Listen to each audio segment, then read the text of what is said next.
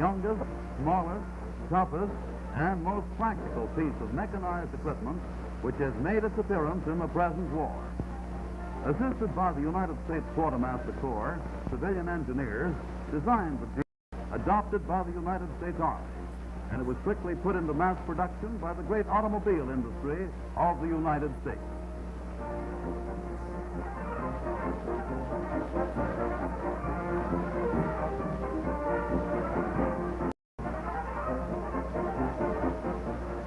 Within less than a year, the Jeep was in use on practically every United Nations war front, where it has won a place of highest honor, and it is one piece of warfare equipment which will be just as useful when the war is over.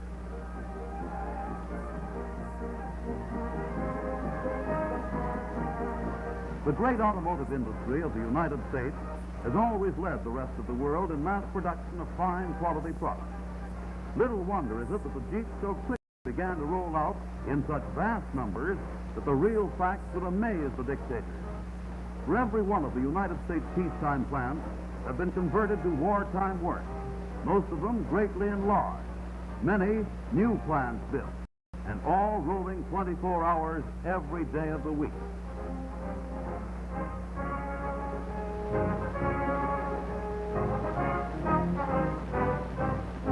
The Jeep weighs less than 2,000 pounds, has 4 wheels, 4 cylinders, is only 129 inches long, 36 inches high, 54 inches wide. But just wait until you see all that it can do.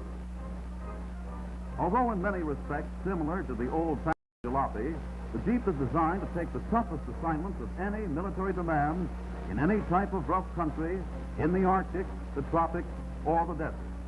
Their oomph and maneuverability is gained from special mechanical features, extremely sturdy engines, selective 4-wheel drive, hooked up to a powertrain that gives them 6 forward speeds and 2 reverse speeds.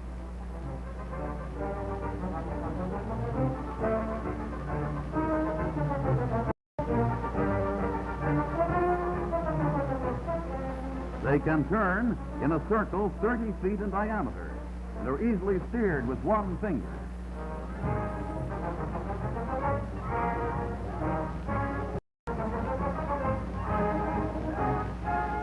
Cruising speed is 35 miles per hour on rough cross-country travel.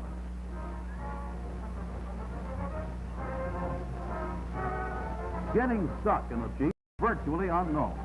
They can go through mud or soft sand that would stop a heavier car and is absolutely impassable to a motorcycle.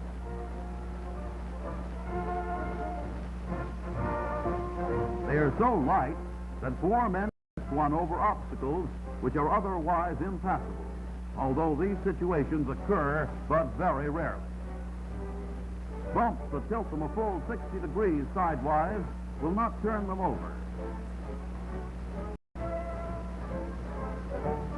On steep hills, they're almost as good as goats, taking a 60-degree incline with ease.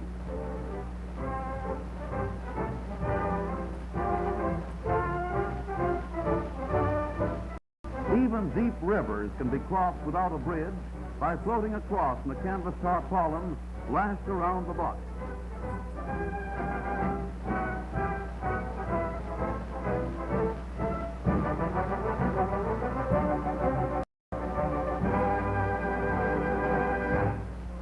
Or a cable stretched across the river will do the trick.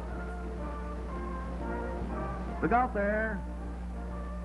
Well, anyhow, the Jeep got across all right, and what's a little wetting to a fighting man? The Jeep is built for active service, and in actual warfare, it best proves its merit.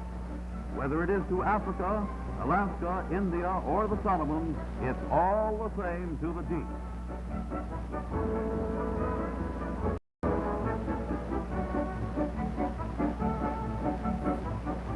They are unequal for reconnaissance and messenger service, serving equally well the infantry, cavalry, or artillery divisions.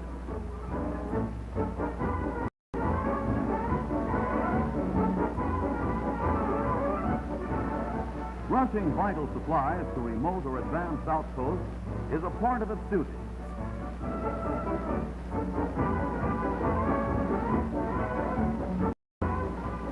Operating in the North African campaign, the mighty armored tank becomes far more effective as its cruising range is greatly extended by the Jeep as a fast-moving supply tender.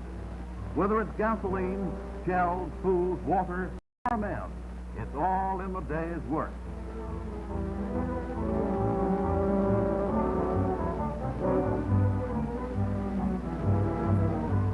As a Red Cross unit, it is almost indispensable.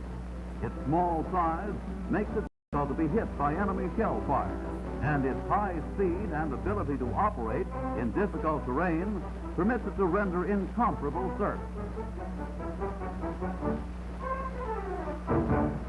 The Jeep is equally important in actual battle.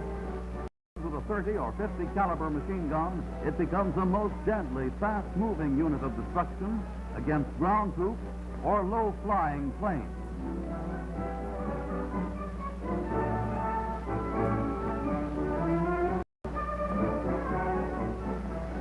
It can pull an anti-tank gun with ease, anywhere the old-time cavalry horse could go. And it will go places an army horse never thought of going.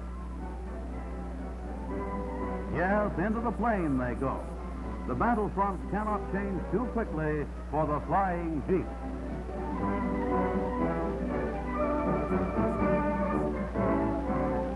Yes, this war baby is at home, no matter where they send it. Rambling along the roughest roads of Australia is just the same as the sandy wastes of Libya or the streets of Detroit.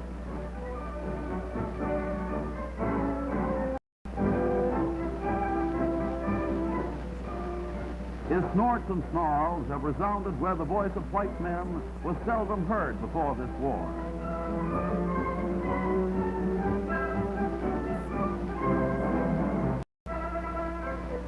Here he goes ramping through the picturesque jungles of a South Sea island front, searching for Japs to chase clear back into the flaming crater of their pagan Mount Fujiyama.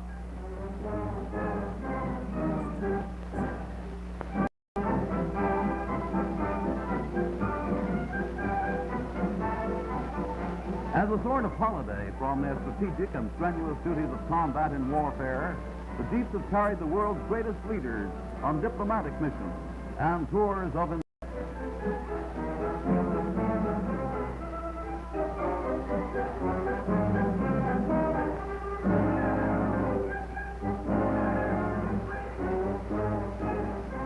But unlike most of the other mechanized equipment of warfare, the Jeep is not destined to the junk heap when the war is over. They have an equally important job waiting when they come home.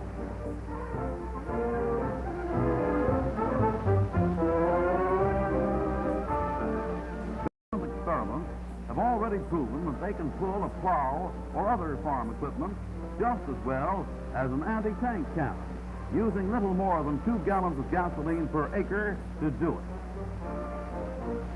They're just as efficient in harvesting the crop.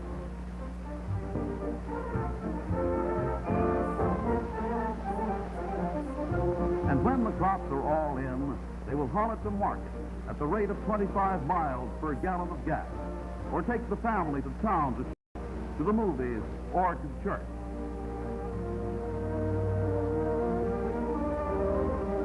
Yes, the Jeep is one of the United States' most ingenious and practical contributions toward winning the war and aiding in the reconstruction period which will follow.